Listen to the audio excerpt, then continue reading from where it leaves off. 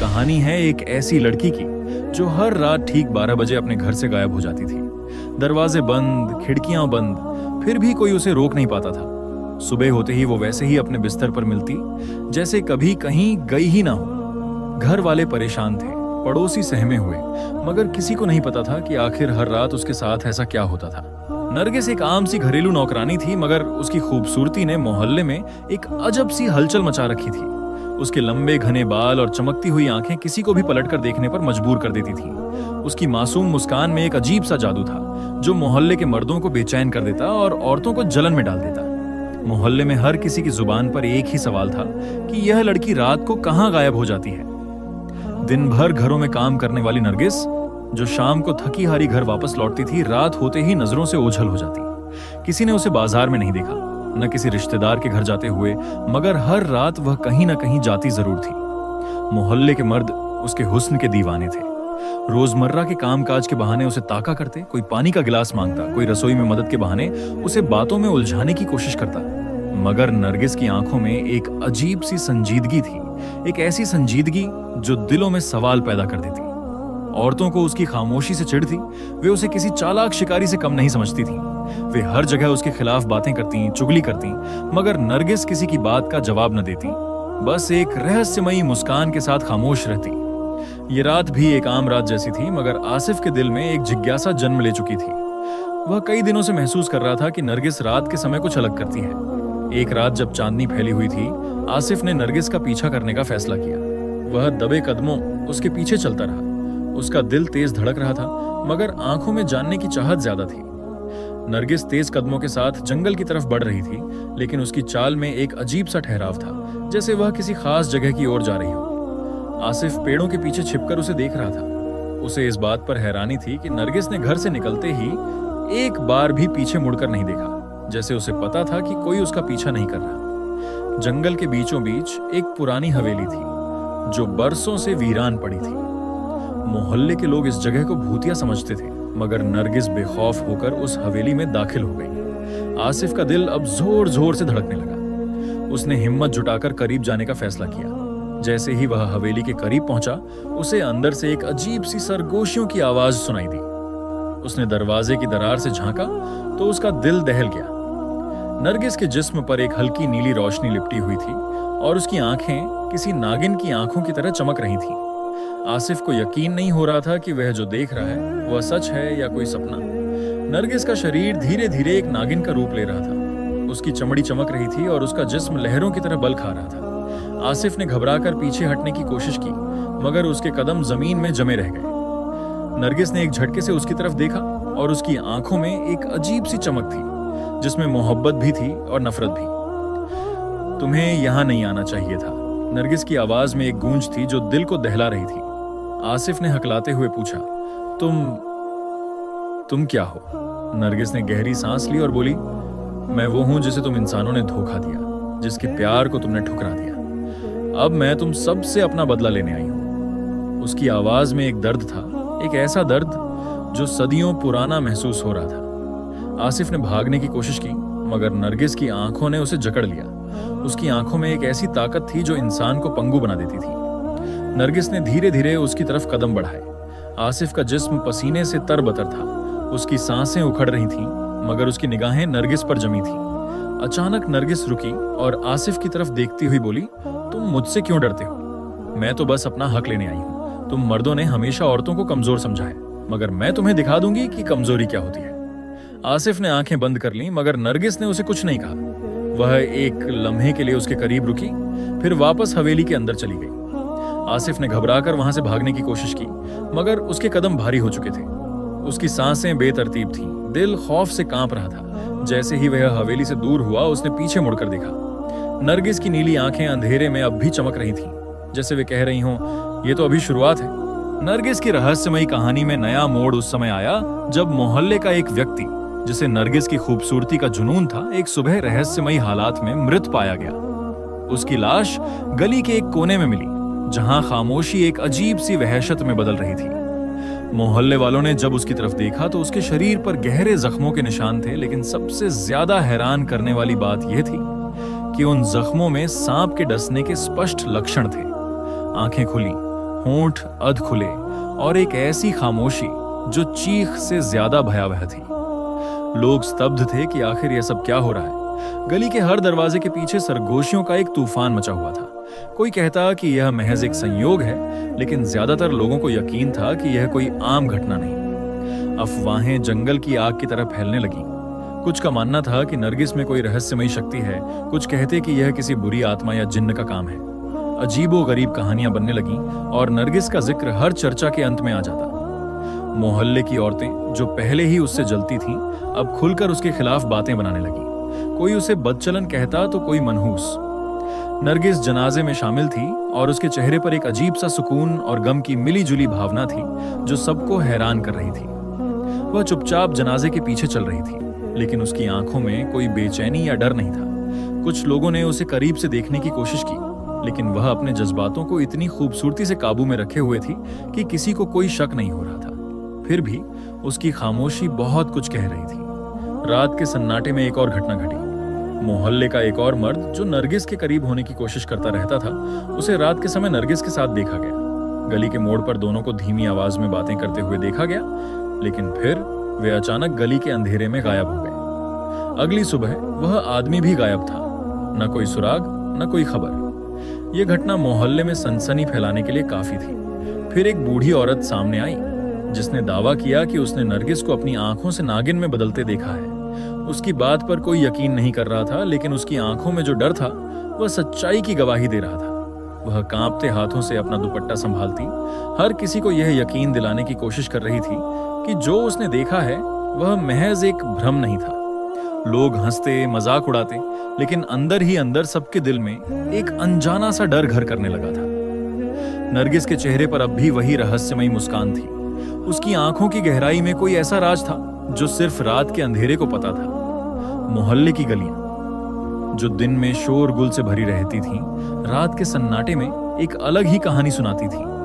नरगिस के अस्तित्व में छिपी यह कहानी अब सिर्फ सरगोशियों में नहीं रही, बल्कि एक भयावह रहस्य के रूप में हर दिल में जगह बना रही थी। मोहल्ले में एक नया चेहरा आया था, एक आलिम दीन, धार्मिक विद्वान जो दूर दराज इलाकों में जिन्न और अन्य रहस्यमयी घटनाओं को हल करने की ख्याति रखता था।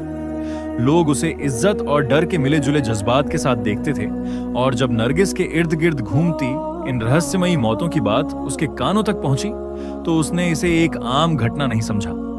उसने इस मामले को गंभीरता से लिया और अपनी जांच पड़ताल शुरू की। खामोशी से मोहल्ले के हर घर के दरवाजे पर जाकर सवाल करता, लोगों की बातें सुनता और उनके रवैये को परखता। लेकिन जब भी नरगिस का जिक्र आता, उसकी आंखों में एक अजीब सी गंभीरता छा जाती। धीरे धीरे एक पुरानी कहानी सामने आने लगी। एक बूढ़ी औरत जो बरसों से खामोश थी, उसने एक रात रोते हुए बताया कि नरगिस कोई आम लड़की नहीं है। वह एक नागिन है जो सदियों पहले एक कबीले से ताल्लुक रखती थी, जहां के नाग इंसानों की बेरहमी का शिकार हुए थे। गांव के जालिम मर्दों ने उसके कबीले के नाग को बेरहमी से मार डाला था, और उसका बदला लेने के लिए नरगिस ने इंसानी रूप धारण किया था। वह यहाँ एक आम घरेलू नौकरानी के रूप में रह रही थी, ताकि एक एक करके उन सबको मार सके जिनके पूर्वजों ने उसके कबीले पर अत्याचार किया था। यह राज जानकर मोहल्ले में एक अजीब सी वहशत फैल गई। लोगों के दिलों में एक सवाल ने जगह बना ली कि कौन अगला होगा। दिन के उजाले में नरगिस एक मासूम और गरीब घरेलू नौकरानी नजर आती थी। उसके चेहरे पर हया और आजजी थी जो हर एक को प्रभावित करती थी। वह खामोशी से घरों में काम करती, झाड़ू लगाती, बर्तन धोती और हर हुक्म पर सर झुकाकर अमल करती। लेकिन रात के अंधेरे में वह एक खूंखार नागिन बन जाती जो मर्दों को अपनी मोहब्बत के जाल में फंसाकर उन्हें मार देती थी। उसकी दोहरी शख्सियत ने लोगों को उलझन में डाल दिया था।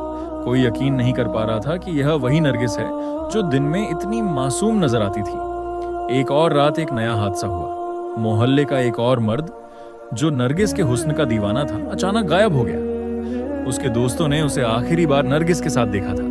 वह उसके पीछे पीछे गली के नुक्कड़ तक गया था, जहां नरगिस ने मुस्कुराकर उसे अपनी तरफ बुलाया था, लेकिन उसके बाद वह कभी वापस नहीं आया। अगली सुबह उसकी लाश करीब के मैदान में पाई गई, जहां उसके जिस्म पर भी सांप के डसने के निशान थे। उसकी आंखें खौफ से खुली हुई थीं और चेहरे पर ऐसा तासुर था जैसे मरने से पहले कुछ नागाल बयान देखा हो। इस वाकये ने मोहल्ले को पूरी तरह खौफजदा कर दिया। लोग अपने घरों में कैद हो गए। रात को दरवाजे मकफल किए जाने लगे और कोई भी बिला जरूरत बाहर निकलने की हिम्मत नहीं करता था। औरतें अपने शौहरों को नसीहत करती कि नरगिस से दूर रहें, और मर्द जो कभी उसकी मोहब्बत में गिरफ्तार थे अब उसका सामना करने से कतराते थे। लेकिन नरगिस के चेहरे पर अब भी वही रहस्यमयी मुस्कान थी। ऐसा लगता था जैसे उसे मालूम था कि उसके शिकार कब और कहां आएंगे। आलिम ए दीन जो इस मामले को हल करने आया था, उसने अब अपनी तवज्जो नरगिस पर मरकूज कर दी थी। वह समझ चुका था कि यह एक आम इंसान का मामला नहीं। उसने कुरान की तिलावत शुरू की, दुआएं पढ़ी और मोहल्ले वालों को सब्र व हौसले की तलकीन की। लेकिन नरगिस की आंखों में एक ऐसी चमक थी जो उसके अल्फाज को बेअसर बना रही थी। वह जब भी नरगिस को देखता उसे महसूस होता जैसे वह किसी और दुनिया की मखलूक के सामने खड़ा है। एक ऐसी मखलूक जो सदियों का गुस्सा अपने अंदर समेटे हुए थी और अब उसके रास्ते में कोई भी आए उसे खत्म कर देने पर तुली हुई थी। मोहल्ले के लोग बेबस थे। वे जानते थे कि कुछ बड़ा होने वाला है, लेकिन कोई नहीं जानता था कि वह क्या होगा। नरगिस की दोहरी जिंदगी, दिन में मासूम और रात में खूंखार, अब एक खुली किताब बन चुकी थी। लेकिन इस किताब का आखिरी सफा अभी बाकी था। आलिम दीन की मुदाखलत ने मोहल्ले में एक नई हलचल मचा दी। मस्जिद के मिंबर से दी जाने वाली तंबीह ने कई दिलों को झंझोड़ दिया, लेकिन इंसानी फितरत हमेशा से तजस्सुस और हवस की असीर रही है। चंद लोग इस नसीहत को संजीदगी से लेते नजर आए, मगर ज्यादातर के चेहरों पर बेयकीनी की झलक वाज़ेह थी। कुछ का मानना था कि नरगिस महज एक आम लड़की है जिसे गलत समझा जा रहा है, जबकि बाज के दिलों में उसके लिए खौफ की बजाय मजीद तजस्सुस बढ़ता जा रहा था। नौजवान फहद, जो नरगिस से सच्ची मोहब्बत करता था, उन चंद लोगों में से था जो उसकी हकीकत जानने के बावजूद उसके करीब रहना चाहते थे। उसकी आंखों में नरगिस के लिए एक ऐसा जज्बा था जो दूसरों से बिल्कुल मुख्तलिफ था। वह नरगिस को एक नागिन के तौर पर नहीं, बल्कि एक दुखी रूह के तौर पर देखता था, जो दुनिया के जुल्म व सितम सहते सहते पत्थर दिल बन चुकी थी।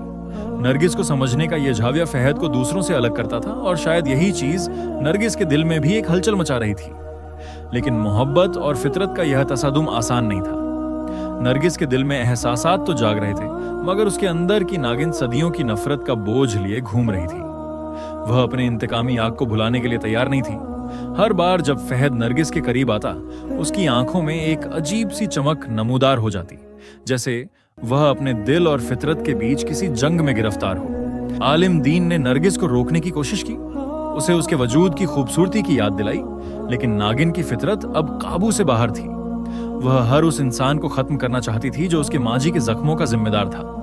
फहद ने अपनी मोहब्बत का वास्ता दिया, मगर नरगिस की आंखें अब किसी मोहब्बत को तस्लीम करने के लिए तैयार नहीं थीं। एक लम्हा आया जब फहद ने अपना हाथ आगे बढ़ाया और नरगिस की आंखों में एक बार फिर हिचकिचाहट ने जन्म लिया। लेकिन यह हिचकिचाहट ज्यादा देर कायम न रह सकी। नागिन की फितरत ने मोहब्बत को एक बार फिर शिकस्त दे दी।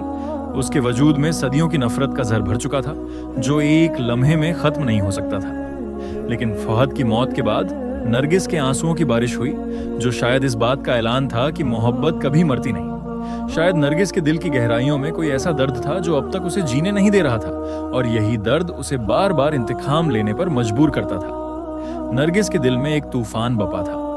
एक तरफ इंतकाम की सदियों पुरानी आग थी, जो उसकी रगों में सरसराती हुई खून को उबलने पर मजबूर कर रही थी, और दूसरी तरफ मोहब्बत की वह नरम गर्मी जो एक इंसान की कुर्बानी ने उसके दिल में रोशन कर दी थी।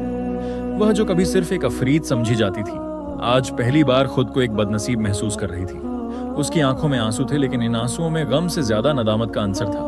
वह मंदिर की उन शिकस्ता दीवारों के बीच खड़ी थी जहां उसका दिल पहली बार हार गया था। नौजवान की सांसें अभी थम चुकी थीं, लेकिन उसके चेहरे पर एक सुकून था, जैसे वह मरकर भी जीत गया हो।